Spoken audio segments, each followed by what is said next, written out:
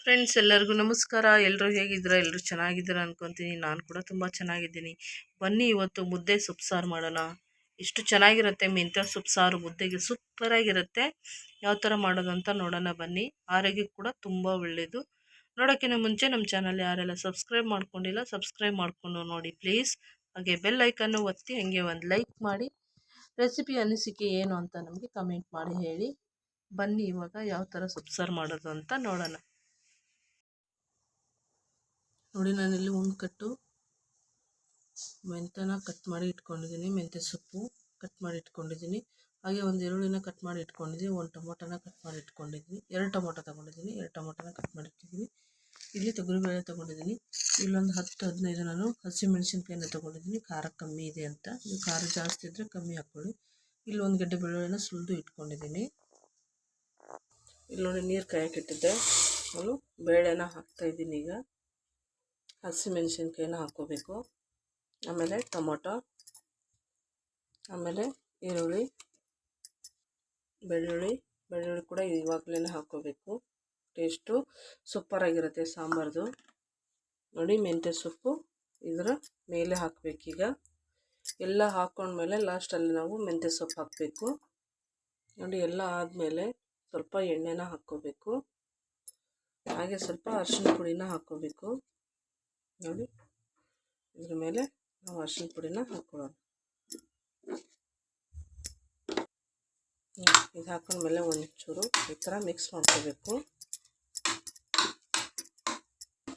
ಈ ಥರ ಎಲ್ಲ ಒಟ್ಟಿಗೆ ಹಾಕಿ ಬೇಯಿಸೋದ್ರಿಂದ ಸಾಂಬಾರು ಟೇಸ್ಟು ತುಂಬ ಚೆನ್ನಾಗಿರುತ್ತೆ. ಹಾಗಾಗಿ ಎಲ್ಲ ಒಟ್ಟಿಗೆ ಹಾಕಿ ಬೇಯಿಸ್ಕೊಂಡು ಈ ಥರ ಸಾಂಬಾರು ಮಾಡಬೇಕು. ಇವಾಗ ಇದನ್ನು ಒಂದು 3 ವಿಸಿಲ್ನ ತಕ್ಕೊಳ್ಳೋಣ. ನೋಡಿ, ಇವಾಗ ರೆಡಿಯಾಗಿದೆ. ಇದು ಬಿಸಿಲನ್ನ ತೆಗೆದುಬಿಡಬೇಕು. ಮೆಂತ್ಯ ಸೊಪ್ಪಿನ ಘಮ ಎಷ್ಟು ಚೆನ್ನಾಗಿ ಬರ್ತಾಯಿದೆ. ಚೆನ್ನಾಗಿ ಕುದ್ದಿದೆ ಅಲ್ವಾ? ಎಷ್ಟು ಚೆನ್ನಾಗಿ ಘಮ ಬರ್ತಾಯಿದೆ. ಸೊಪ್ಪು ಮಾತ್ರ ಸೂಪರಾಗುತ್ತೆ. ನೋಡಿ, ಈ ಥರ ಇದನ್ನ ಮ್ಯಾಶ್ ಮಾಡ್ಕೋಬೇಕು. ನೋಡಿ, ಈ ಥರ ಚೆನ್ನಾಗಿ ಮ್ಯಾಶ್ ಮಾಡ್ಕೋಬೇಕು. ನೋಡಿ, ಎಷ್ಟು ಚೆನ್ನಾಗಾಯಿತು. ಪೂರಿ ಸಣ್ಣ ಆಗಬೇಕು, ನುಣ್ಣಗಾಗಬೇಕು. ಆ ಥರ ಮಾಡ್ಕೋಬೇಕು. ಆವಾಗ ತುಂಬ ಟೇಸ್ಟ್ ಇರುತ್ತೆ. ಬೇಳೆ ಆಗಲಿ ಸೊಪ್ಪಾಗಲಿ ಉಳಿಬಾರ್ದು. ಅದು ಎಲ್ಲ ಚೆನ್ನಾಗಿ ನುಣ್ಣಗಾಗಬೇಕು. ನೋಡಿ, ಇದು ಎಲ್ಲ ನುಣ್ಣಗಾಗಿ ನಾನು ಮ್ಯಾಶ್ ಮಾಡಿ ಇದಕ್ಕೆ ಮತ್ತೆ ಒಲೆ ಮೇಲೆ ಇಡ್ತಾಯಿದ್ದೀನಿ. ಗ್ಯಾಸ್ ಮೇಲೆ ಇಟ್ಟು ಇದನ್ನು ನೀರು ಹಾಕಿ ಇವಾಗ ಕುದಿಸ್ಕೋಬೇಕು.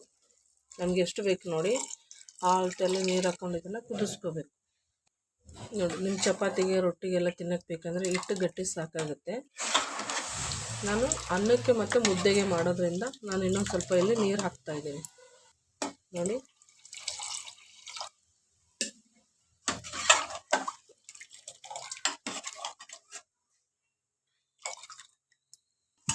ಸೊಪ್ಪು ಸಾಂಬಾರು ಹೆಂಗಂದರೆ ಕುದ್ದ ಮೇಲೆ ಮತ್ತೆ ಗಟ್ಟಿ ಬರುತ್ತೆ. ನಿಮಗೆ ಈ ಥರ ತಿಳಿ ಮಾಡಿಕೊಂಡು ಮತ್ತೆ ಆಮೇಲೆ ಗಟ್ಟಿ ಬರಬೇಕಂದ್ರೆ ಸ್ವಲ್ಪ ಹೆಸರು ಕಾಳನ್ನ ಹಾಕೋಬೇಕು. ಹೆಸರು ಕಾಳು ಹಾಕೋದ್ರಿಂದ ಸಾಂಬಾರು ತುಂಬ ತಿಕ್ನೆಸ್ ಆಗಿ ಬರುತ್ತೆ. ತುಂಬ ಚೆನ್ನಾಗಿರುತ್ತೆ. ಗಟ್ಟಿ ತಿನ್ನೋರಿಗೆ, ತಿಳುವಾಗಿ ತಿನ್ನೋರಿಗೆ ಬರೀ ತೊಗರಿಬೇಳೆ ಎಲ್ಲ ಆದರೆ ಆಗುತ್ತೆ. ನೋಡಿ, ನಾನು ಈ ಅಳತೆಯಲ್ಲಿ ಮಾಡ್ಕೊಂಡಿದ್ದೀನಿ. ನೋಡಿ, ಈ ಥರ ತಿಳುವಾಗಿ ಮಾಡಿದ್ದೀನಿ. ಇದನ್ನು ಚೆನ್ನಾಗಿ ಕುದಿಬೇಕು. ಉಪ್ಪು ಹಾಕಿ ನಾವು ಇವಾಗ ಇದು ಚೆನ್ನಾಗಿ ಕುದಿಸ್ಕೊಳ್ಳೋಣ. ನೋಡಿ, ನಾನು ದೊಡ್ಡ ಉಪ್ಪು ಹಾಕ್ತಾಯಿದ್ದೀನಿ.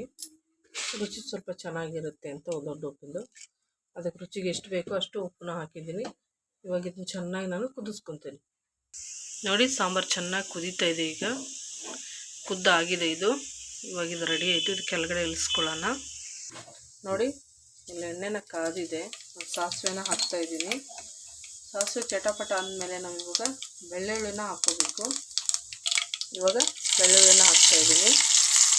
ನಾನಿಲ್ಲಿ ಕರಿಬೇವು ಏನೂ ಹಾಕ್ತಾಯಿಲ್ಲ. ಬೆಳ್ಳುಳ್ಳಿ ಹಾಕಿದ್ಮೇಲೆ ಅರಿಶಿನ ಹಾಕಿ ಇದನ್ನು ಮಿಕ್ಸ್ ಮಾಡಿಕೊಂಡು ಒಗ್ಗರಣೆ ಇಷ್ಟೇ, ಮತ್ತು ಏನು ಒಗ್ಗರಣೆ ಇಲ್ಲ. ಸೊಪ್ಪು ಸಾಂಬಾರಿಗೆ ಇಷ್ಟೇ ಒಗ್ಗರಣೆ.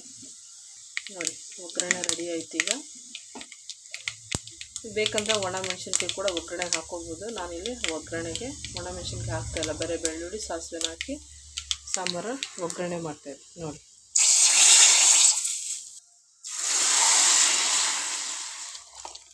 ನೋಡಿ ಇಷ್ಟೇ ಒಗ್ಗರಣೆ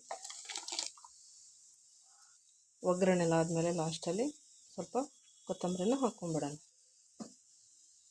ನೋಡಿದ್ರಲ್ವ ಎಷ್ಟು ಸುಲಭವಾಗಿ ಮೆಂತ್ಯ ಸೊಪ್ಪು ಸಾಂಬಾರು ಮಾಡೋದು ಅಂತ.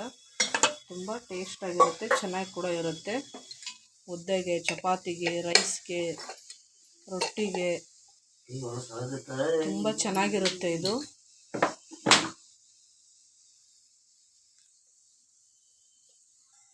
ನೋಡಿ ನಾನು ಕೊತ್ತಂಬರಿನ ಈ ಥರ ಇಟ್ಟಿದ್ದೀನಿ ನೋಡಿ, ಫ್ರೆಶ್ ಆಗಿದೆ ಅಲ್ವಾ ನೋಡಿ,